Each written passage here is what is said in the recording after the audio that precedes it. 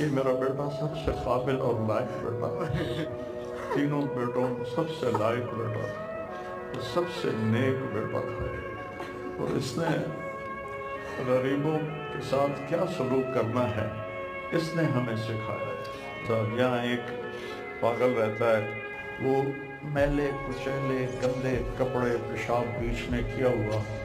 اس کو اٹھا کے اور اپنی گاڑی میں بٹھاتا تھا، وہ ساری سیٹ خراب ہو جاتی تھی لیکن وہ اس کو اپنی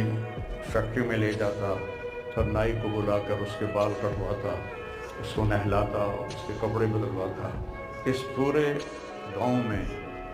وہ پاگل صرف ایک شکل کو جانتا ہے اور ایک نام کو جانتا ہے، وہ نام تو پکار نہیں سکتا تھا، میاں میاں میاں،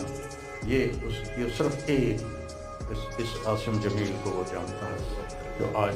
ہم سے رخصت ہو گیا۔